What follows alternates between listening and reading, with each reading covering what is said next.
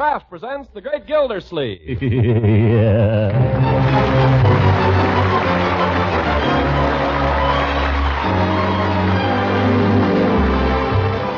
Kraft Cheese Company, makers of parquet margarine and a complete line of famous quality food products, presents Harold Perry as The Great Gildersleeve. Kraft brings you The Great Gildersleeve every week at this time, written by John Wheaton and Sam Moore, music by Claude Swaiten.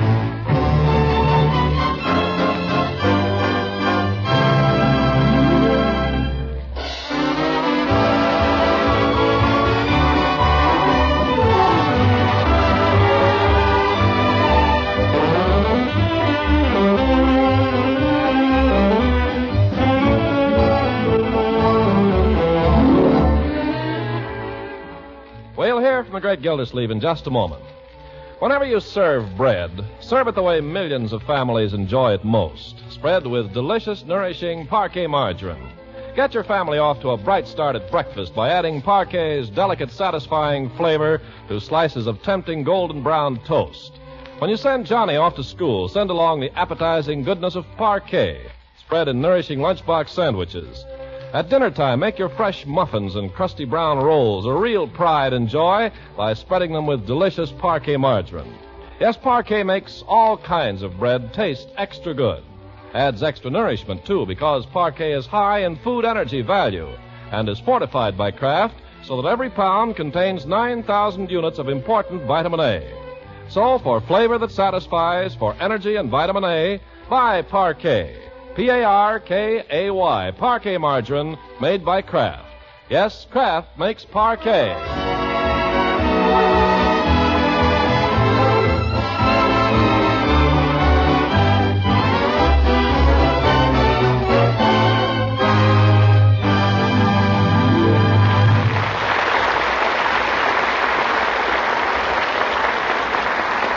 Now, let's join our friend, the Great Gildersleeve. It's a bright, snappy Saturday morning in October, the kind of a day that's supposed to make a man feel like working.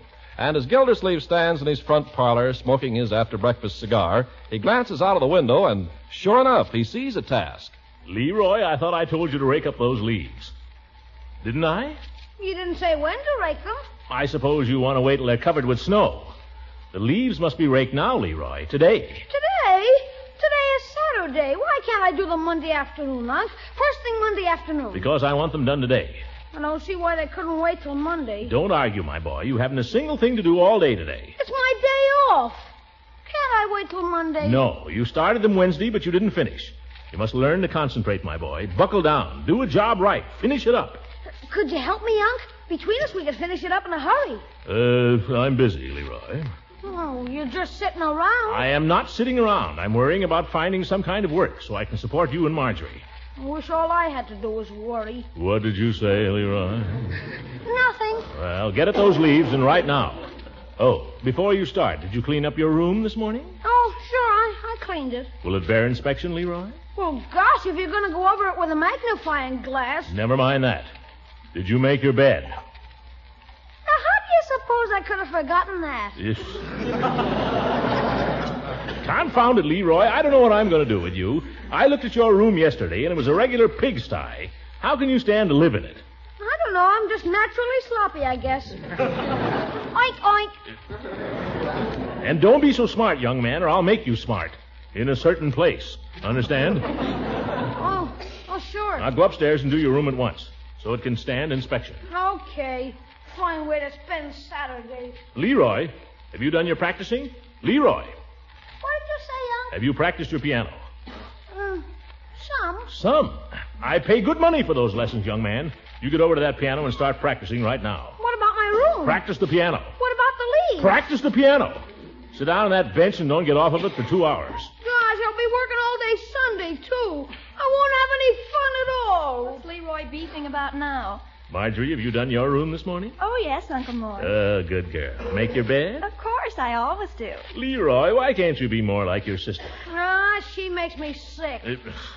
Now, young man, we're all supposed to do our part around here. Excuse me, Mr. Gildersleeve. Have you made your bed, Bertie?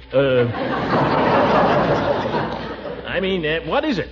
Miss Margie, those curtains from your room has been sitting in my laundry tub for 3 days. I can't do my laundry till you get them out of there. Marjorie?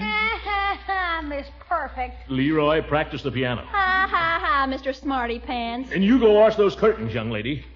By George, we're going to have some new work habits around here. When we start something, we're going to finish it. We've got to learn to concentrate.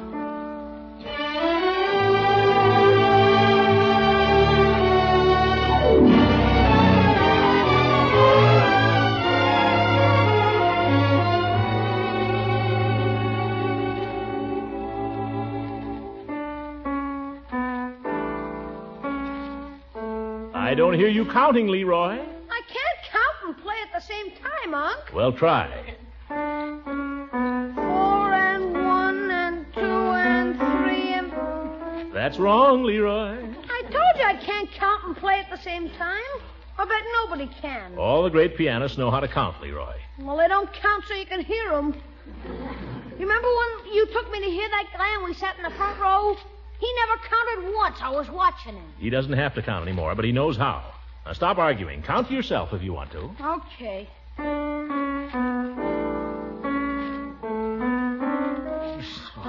Play it right, my boy. I'm trying to. That's the spirit.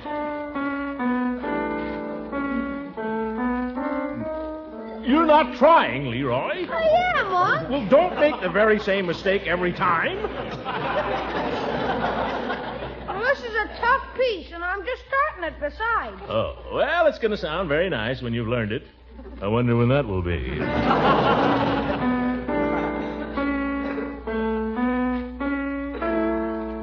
Well, that's the boy. Oh!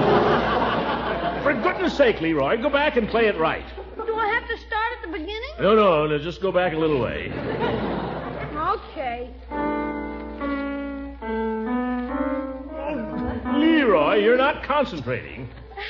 Maybe I haven't got any talent, Unc. You learn to play whether you got talent or not. The trouble is you don't practice enough. Now, when I'll see who it is, Unc. No, you won't. You'll sit right where you are and keep practicing. Well, good morning, Gildy. Oh, for good morning, Judge. Come on in. Well, Leroy practicing. Very pretty.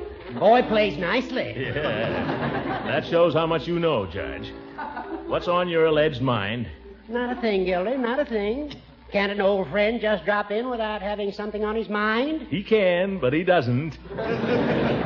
If you come over here again to pry into matters of my employment, Judge. Well, I haven't, but now that you bring it up... It may interest you to know that I'm considering a number of possibilities. Oh, you've been saying that for weeks. What about Nelson Humpstone? Did you get anywhere with him? Humpstone. He's nothing but a four-flusher. They're closing down the factory, Judge. I wasn't interested in that job anyway. I have another idea now. That's the trouble with you, Throckmorton. You never stick to anything. Dag nabbit, I don't believe you know how to concentrate. Leroy! Concentrate. I mean, keep your mind on your work. I could go out now if you and the judge want to talk. You get right back to that piano. We'll go into my study. Come on, Horace. You're always opening your big mouth. Sit down, Judge. Have a cigar? Not so soon after breakfast, thank you. Good.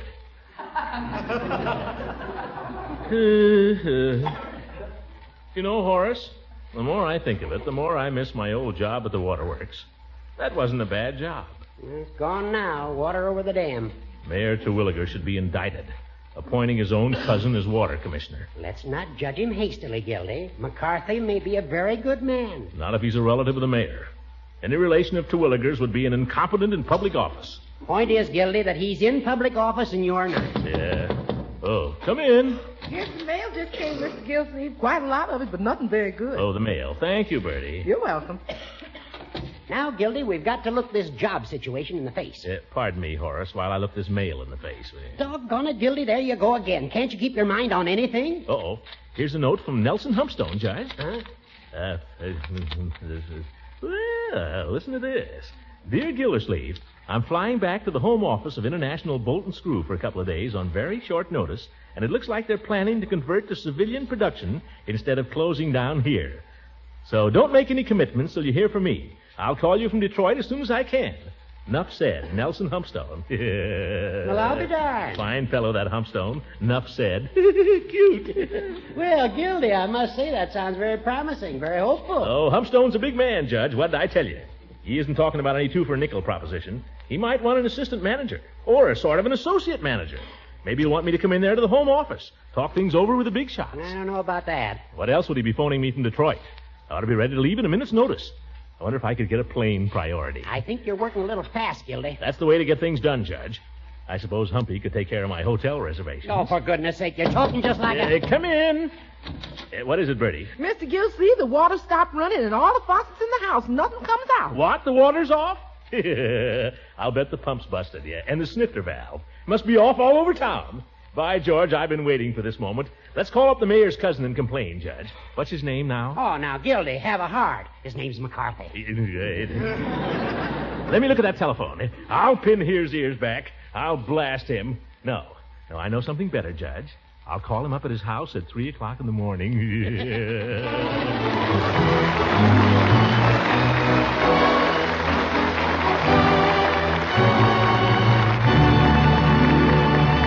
Great Gildersleeve will be with us again in just a few seconds.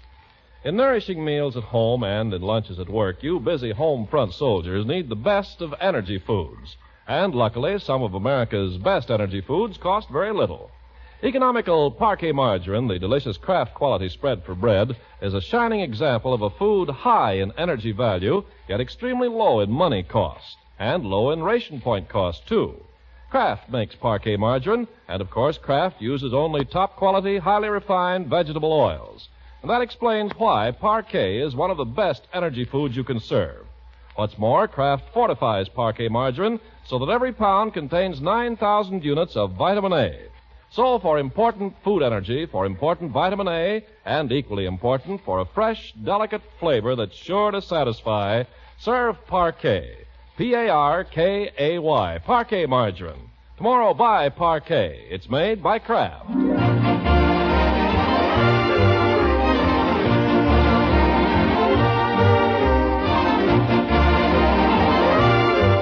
Now, let's get back to our story. Only a few minutes have passed, but Gildersleeve's household is as busy as a beehive. Anticipating an urgent call from Detroit, he stationed Bertie near the phone to grab it, and he's assigned Marjorie to run upstairs and pack an overnight bag for him in case he has to leave town on short notice. The great man himself is in the living room, pacing up and down the rug, and turning over in his mind such important matters as plane priorities and what salary he should demand. And through it all, little Leroy, like the young Mozart, plugs doggedly away at his music.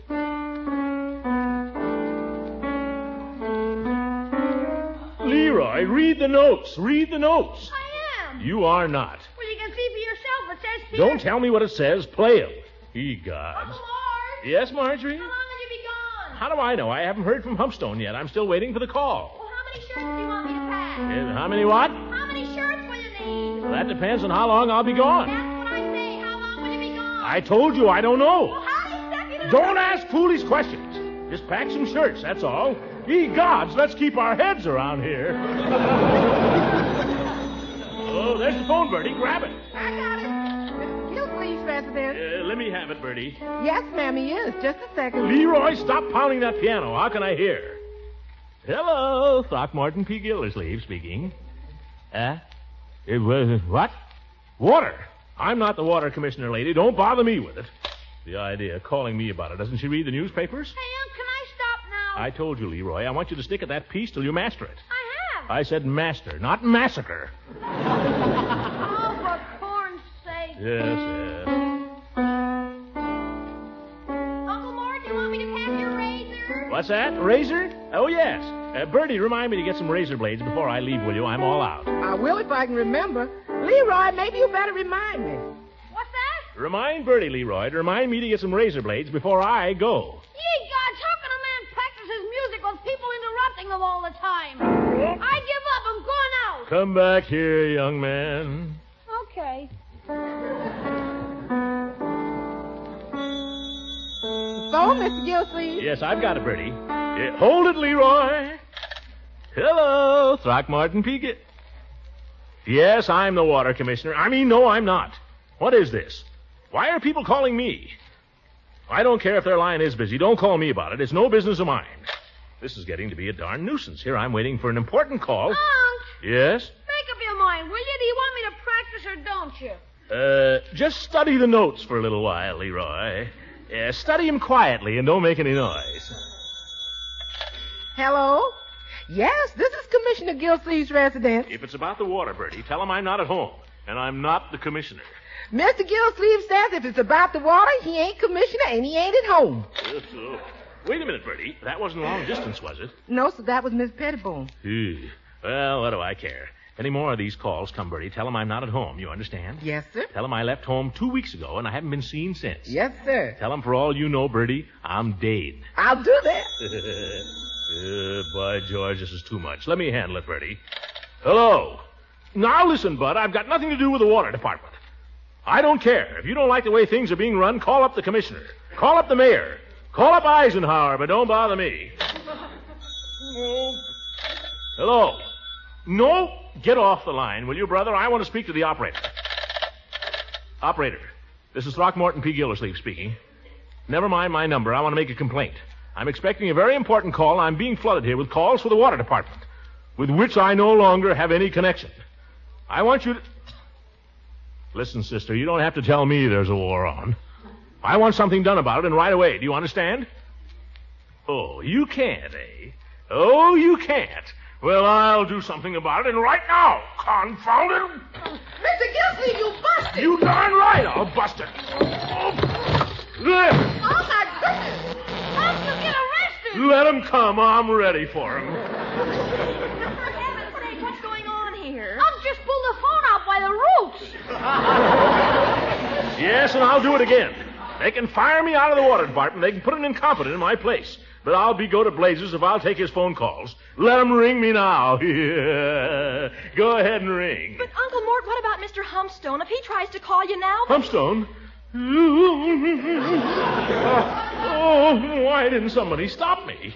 Why did you deliberately stand there, Marjorie, and let... Oh, my goodness, I've got to do something. Humpstone might be trying to call me right now, all the way from Detroit. I'll run over to Mrs. Ransom's and phone the call company. Call the company.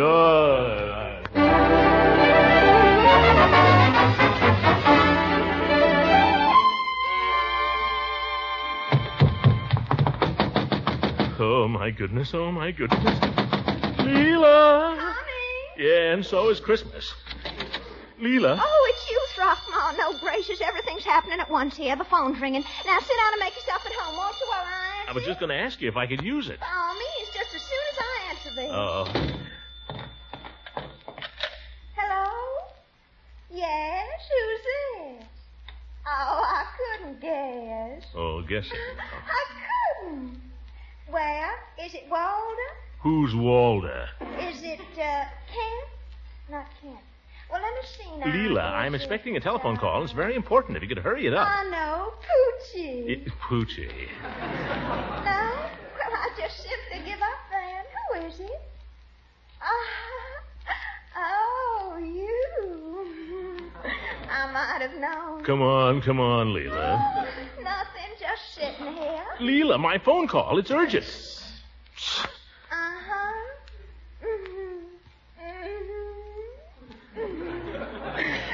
Do I? I've thought of nothing else since. Oh, for goodness sake. No. Tell me. This could go on for years. Leela. Excuse me. Throckmorton, please. Yeah, who is it? Wouldn't you like to know? Sorry, go ahead. No, I was just getting comfortable. Go ahead. Oh, for the love of Mike. Silly, of course I'm alone. Look, no. Oh, I declare anyone would think you were jealous. Leela, excuse me, but I got to interrupt for a minute. Excuse me again, just a second. Couldn't you ask him to call back later or something? But I've only just met him, Throckmorton. I don't know him well enough to be rude to him. Oh. But my call is important. Well, I suppose you think this isn't important. All right, wait a minute. Do me a favor then. When you get through, if you ever do, Leela, call the phone company and tell them my phone is out of order. Very well. Wait. When you've done that, call the long-distance operator and tell her I'm expecting a very important call from out of town. Yes? Tell her I'll be at Peavy's drugstore, Leela. Tell her to switch the call to me there. That's a good girl. Well, Throckmorton, wait. Yeah? Who are you expecting a call from? Wouldn't you like to know? Yeah. Hello? Sorry about the interruption. The plumber just arrived.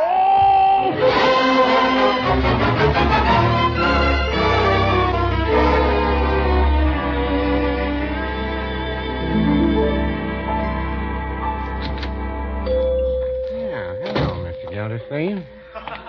Hello, Peavy. You mind if I use your telephone? Not at all. That's what we're in business for. Thank you. You'll find the phone right in the phone booth there. I don't need to use it this very minute. As a matter of fact, I'm waiting for a long-distance call from Detroit. Detroit? Yeah, I had him transferred here. Marvelous invention, the telephone. Marvelous. Yes, it is. Just to think you can step into that little booth there and people hundreds of miles away can hear what you say. Marvelous. Yes, it is.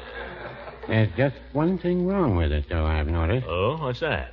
Well, most people have nothing to say. Now, you take Mrs. Peavy. Yeah? Mrs. Peavy is a fine woman. I admire her and I respect her. But when she gets on the phone there with some of her friends, I tell you, I have to go out and walk around the block. Yeah, I know what you mean, Peavy. I get the same thing at home. Marjorie now. She's a pretty sensible girl as girls go. Yeah, she is. But every afternoon she's on the phone for hours with Francie. And there's more slush, more silly guff. All about some kid around town named Van Johnson. You ever see him around? No, I don't think I have. Neither have I. But to hear them talk, he must be some punkins. I overheard my own niece offering to die for him yesterday. Oh, telephone. That might be for me. Do you want to take it, Mr. Gildersleeve, or shall I? You take it, Peavy. See who it's for. I don't trust that phone booth. It's too narrow. Standard phone booth. I know, but I got stuck in there once. I'm not taking any unnecessary chances. All right, I hear you. Can't you see I'm coming? Peavy's Pharmacy. Why, yes, Leroy, he is. Yeah, just hold the wire. Leroy? Where's he phoning from? Didn't say. Here you are, Mr. Gildersleeve. Can you make it? If you get out of my way, I might. Oh, sorry. Darn little coop. Couldn't you sort of lean into it, Mr. Gildersleeve? Couldn't they have made it big enough in the first place? Standard phone booth. Standard. Hold on, Leroy. I'm coming. Give me a shove, Peavy.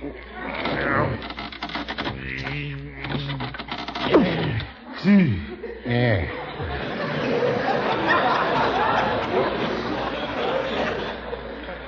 Hello, Leroy. Where are you? Well, who's fixed the telephone? You did. Great. Don't ever do that again, Leroy. You might get a shock. By George, how'd you do it? Don't tell me now. I'll be right home, Leroy. I'll be right home. What do you know, Peavy? Leroy fixed the telephone. Was there something wrong with it? Was there something wrong with it? But he just hitched a couple of wires together or something. I don't know. By George, modern kids are wonderful.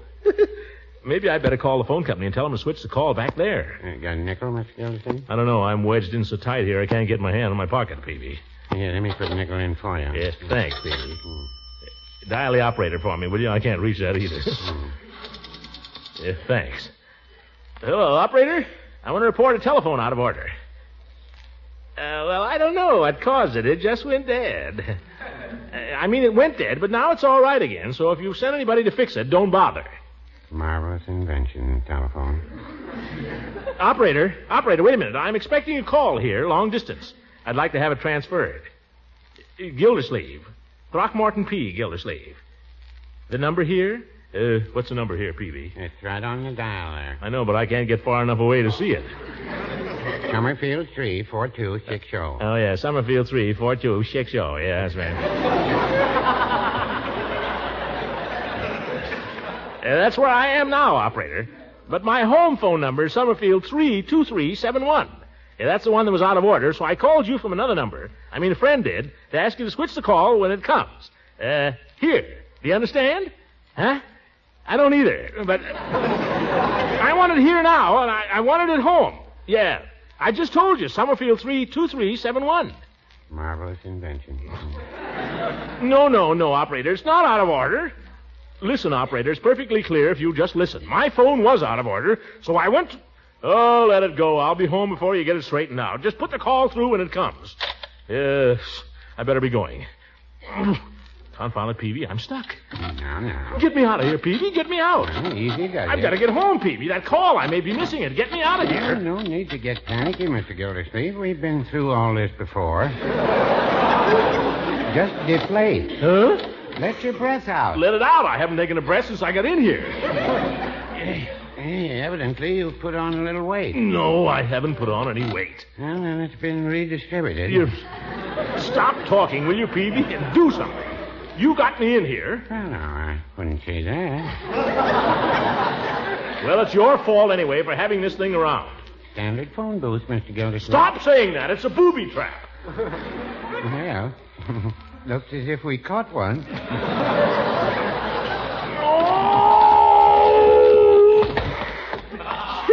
I'm out, Phoebe. I'm out and I'm off. If you ask me, you've been off for some time.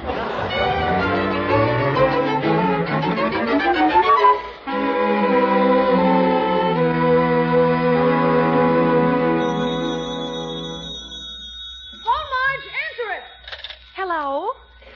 Yes? Oh, my goodness, it's long distance for Uncle Mort. Just a minute, please. That's the call he's expecting. Well, where is he? Well, he said he was coming right home. Hold the wire, please. What is it, Miss Marjorie? Bertie, it's a call for Uncle Mort, and I don't know what to tell them. Run to the window, Leroy, and see if he's coming. Here, give me that, Miss Marjorie. I know what to tell him. But, Bertie, Your uncle told me what to tell him. Hello? Here he is. Long distance, huh? I'm sorry. Mr. Gildersleeve ain't here. He ain't been around for 2 weeks. I expect he's probably dead.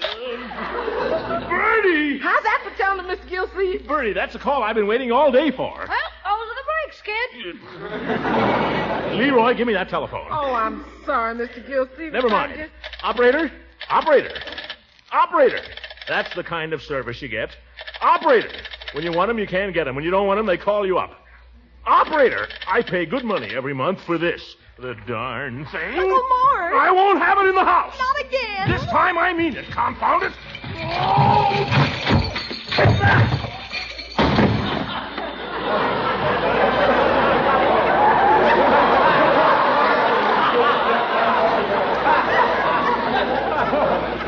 There.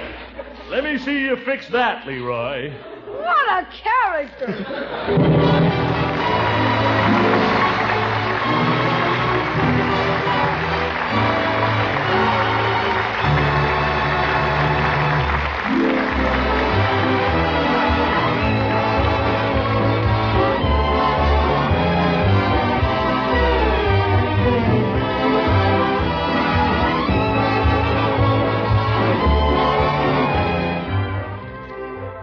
Ladies and gentlemen, I'd like to say just a few words on behalf of an organization to which all of us owe our lives, our freedom, and our hope of security, the United States Navy. On October 27th each year, we celebrate Navy Day. This year, Navy Day will mean almost more than it ever has before, because our Navy is now the strongest naval power on this earth. The number of warships in the fleet has been almost tripled since 1939, and 30,000 naval planes are scheduled for delivery this year. 30,000 planes. I hope the Japs are listening. But though the Navy has done a tremendous job in this war and has the men and materiel to finish it, we mustn't think it's going to be easy. Navy officials estimate it will take at least a year and a half or 2 years to knock out the Japanese after the war in Europe is over. The Japanese are tough, ladies and gentlemen.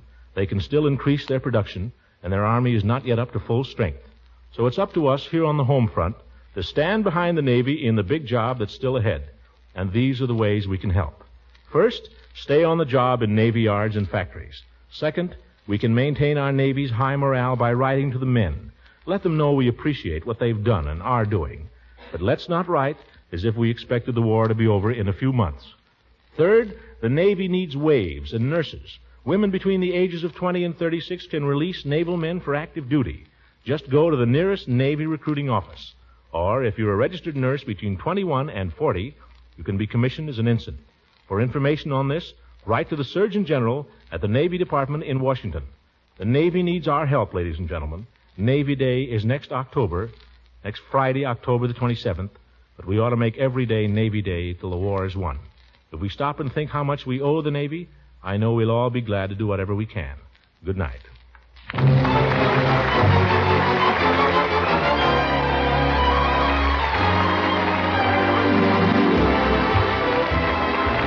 Music on this program was directed by Claude Sweet. And this is Ken Carpenter speaking for the Kraft Cheese Company, makers of parquet margarine and a complete line of famous quality food products.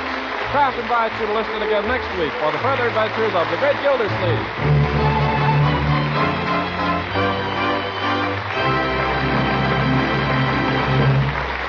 This is the National Broadcasting Company.